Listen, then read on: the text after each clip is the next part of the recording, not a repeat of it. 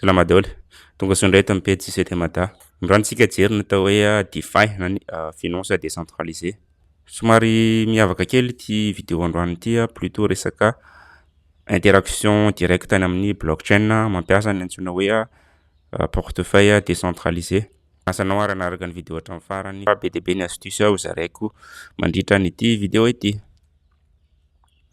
Etam-piandohana dia ampahafantarina fa ity vidéo ity dia à titre éducatif zany fa tsy conseil en investissement.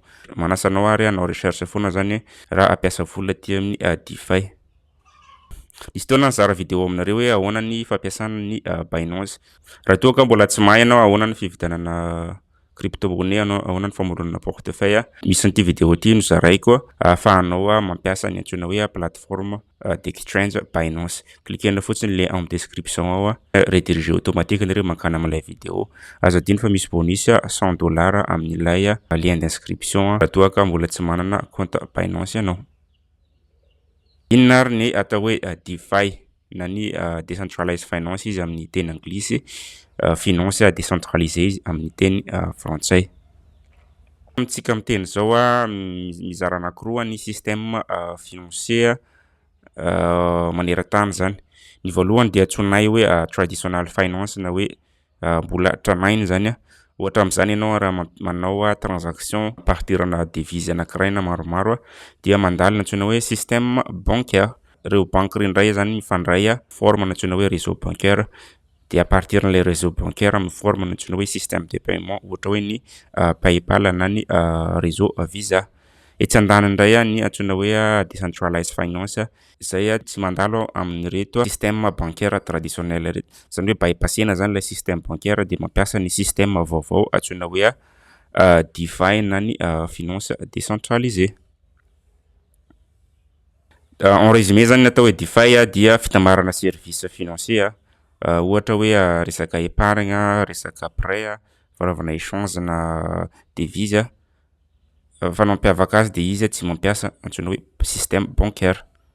De ny transaction zany mampiasa ny antsoina hoe smart contract any amin'ny blockchain. Ohatra amin'izany ny blockchain Ethereum, ny Binance Smart Chain na ny Polygon.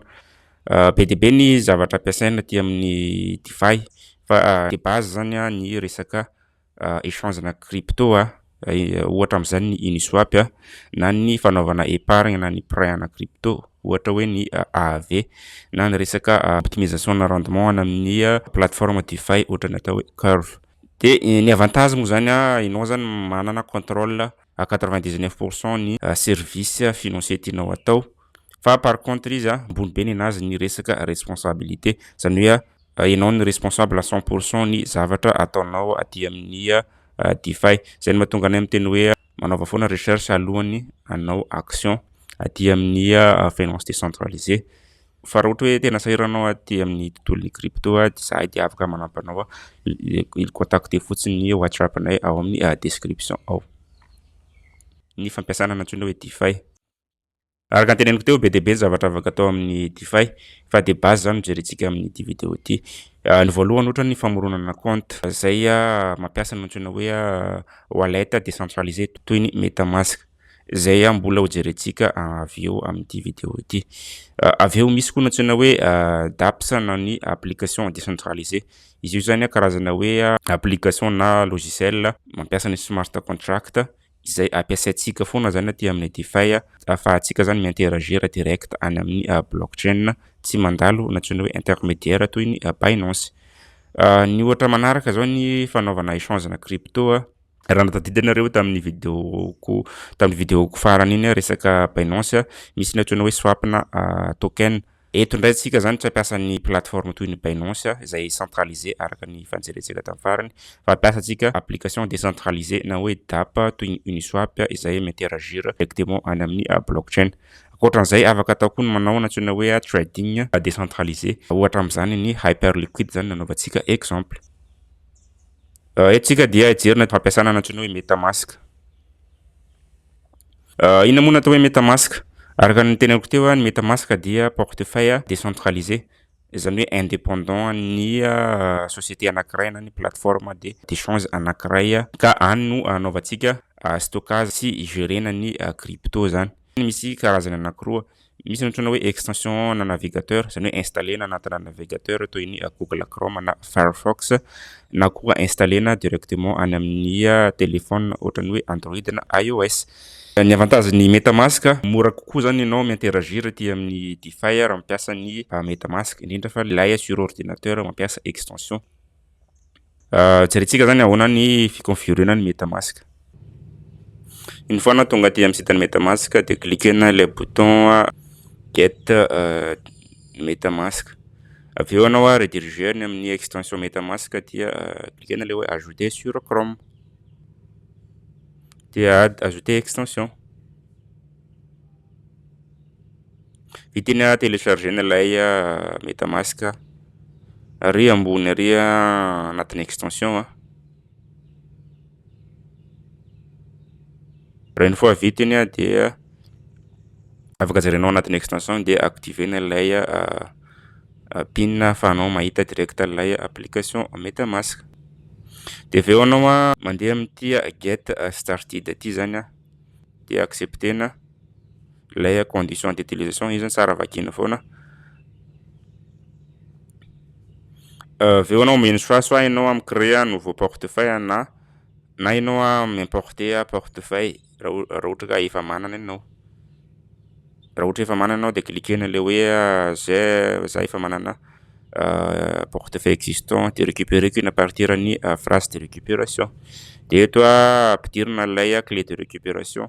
De raha une fois vita zay dia sokafana ilay portefeuille. Fa ny antsika moa zany amorona portefeuille, indrindra ho an'ireo débutants mbola tsy manana portefeuille MetaMask, de cliquena le bouton créer nouveau portefeuille, avy eo mampiasa ny antsoina hoe phrase de récupération. Après an'izay asiana mora mot de passe ianao tsara zany mot de passe matanjaka no ampiasaina eto zany hoe minimum 8 caractères. Dia confirmenao le mot de passe dia acceptenao les conditions dia créer mot de passe. Après an'izay azo an'ity resaka sécurisation ty ianao me rappeler plus tard. De mbola misy condition ato tenenina de acceptena iny de continuer de zay zany de efa vita ny création portefeuille MetaMask anao, zany hoe tsy mila zavatra sarotra be na hoe KYC. Fa par contre misy zavatra tokony ataonao voalohany raha vao mi-créer MetaMask ianao dia mi-sécuriser ny antsoina hoe portefeuille à partir ny clé de récupération.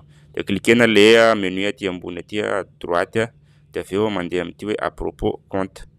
De togato anao misy an'ity onglet kely ty hoe phrase de récupération na hoe backup, dia cliquenao iny de averinao ampidirina ilay mot de passe vao nampiasainao tam'le créer compte teo zany. De une fois iny tafiditra ao de asehonanao reto antsoina hoe site phrase reto, zany hoe 12 mots izy io zay ahafahanao mi-récupérer ny portefeuille-nao au cas où hoe adinao le mot de passe teo zany na hoe te hanokatra ny portefeuille-nao ianao amin'ny zavatra hafa. De tena saripady ty clé de récupération ty fa alevinao ty de aprimina tsara zany tsy omena anizaniza. Zay ary de vita ny sécurisation ny portefeuille, satria tsika mbola compte vao créena dia $0 aloha zany solde anatin'ny portefeuille tsika. Anao réception de cliquena le bouton recevoir de appisihina ilay QR code ahafahanao manao envoiana crypto anatin'ny portefeuille-nao. Aty ambany aty somary droite misy antsoina hoe importer token. Par défaut zany tsy misy crypto mihitsy anaty portefeuille-nao. De afaka atao zany ato importer crypto ohatra hoe USDT zany tianao importena. De atao recherche fotsiny USDT de mila choisissena inona ny blockchain misy an'ilay USDT, ohatra hoe Ethereum, Polygon na ny Binance Smart Chain. Dia atao next iny de importer. Avy eo mila fidina hoe inona ny blockchain tianao ampiasaina zany. De il suffit zany cliquena fotsiny le ato ambany ato de sélectionnenao ny blockchain mety aminao. De raha anao envoie indray ianao de cliquena fotsiny le bouton envoyer dia Asiana ampidirina le adresan'ilay olona andefasanao crypto.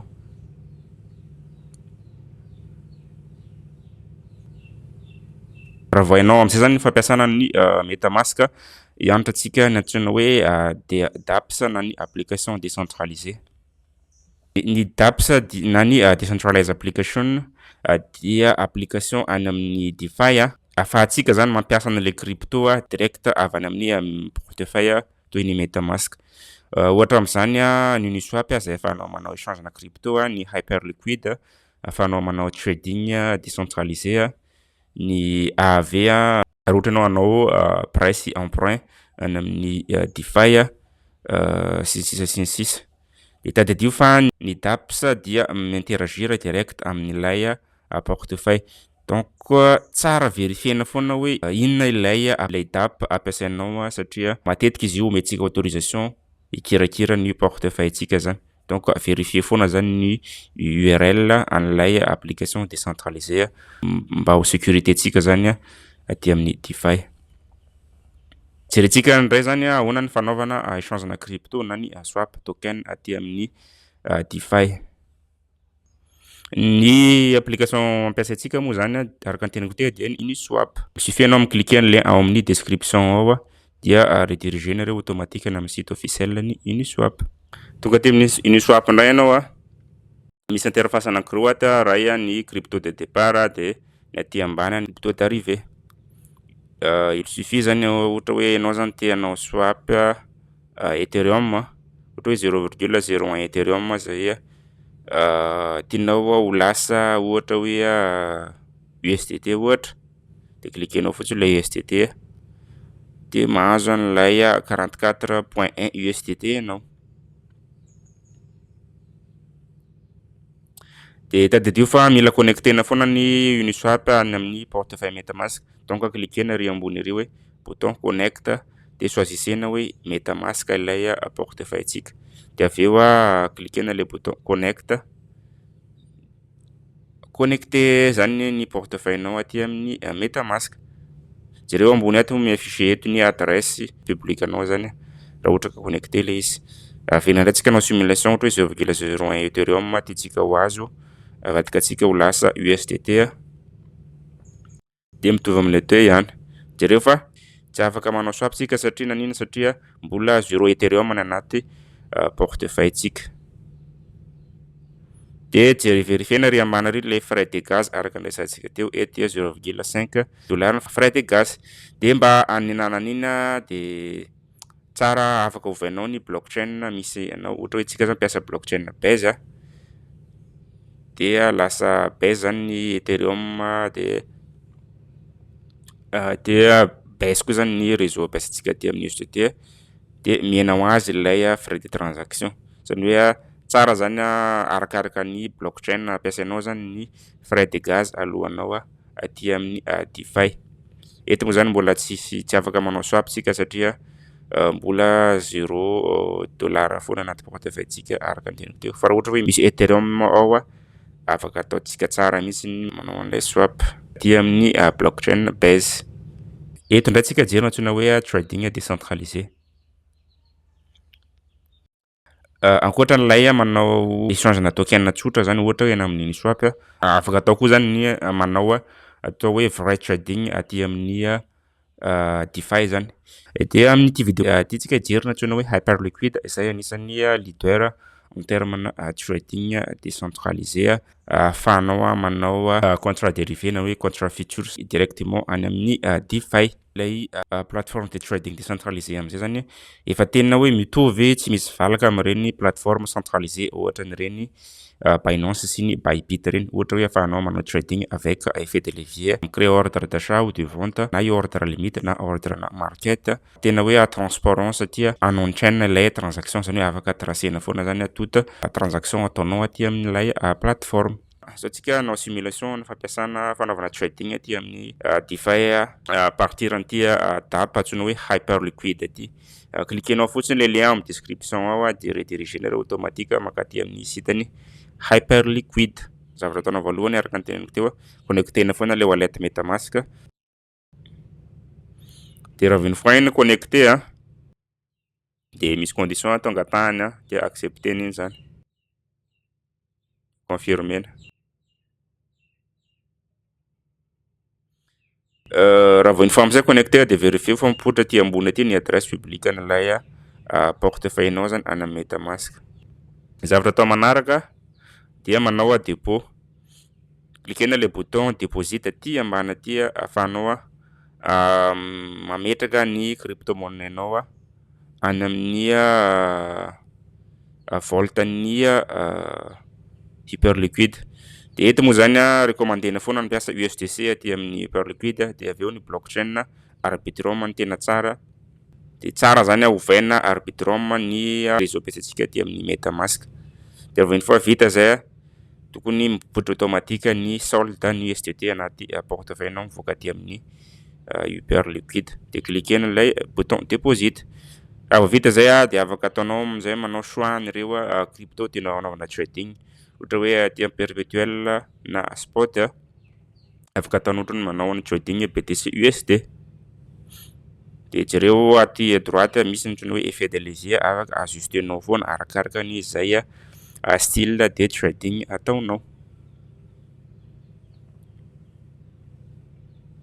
De avy eo mipetraka ato le bouton buy sell ahafahanao manao long short zany de ny montant tianao hanaovana trading. De aty ambany ato ny position anao raha ohatra ka manokatra trade anao aty amin'ny Hyperliquid. Farany misy conseil vitsivitsy reto zaraiko aminareo mba hiprotégena ny compte-nao raha toa ka voasambana anao hampiasa an'ilay application décentralisée. Ny voalohany misy ny antsoina hoe clé de récupération na hoe seed phrase. Izy io zany tena saropady mihitsy aty amin'ny tontolon'ny crypto satria raha une fois zany vulnérable ny phrase de récupération anao de automatique lasa ananan'olo accès ny portefeuille-nao, zany hoe afaka ataon'le olona manana accès amin'ilay seed phrase anao zany manao retrait any amin'ny portefeuille-nao na mampiasa an'izy amin'ny zavatra tsy nahazoana autorisation. De ny faharoa araka efa noteneniko teo vérifier foana ny lien an'ireny site ny DApp aty amin'ny DeFi satria be dia be ny fake sy ny scam zany aty amin'ny DeFi. Donc tandrema amin'ireny antsoina hoe faux site na hoe site clone ireny zany. Fahaefatra, anao zany raha mampiasa DeFi dia mira manome autorisation foana ny portefeuille-nao anao connexion any amin'ilay application décentralisée. Farany ny tena important raha ohatra ka mampiasa vola be anao aty amin'ny DeFi tsara mampiasa foana ny antsoina hoe portefeuille physique na ny hoe hardware wallet toy ny ireny Ledger ireny mba ahafahanao sécuriser ny portefeuille-nao zany.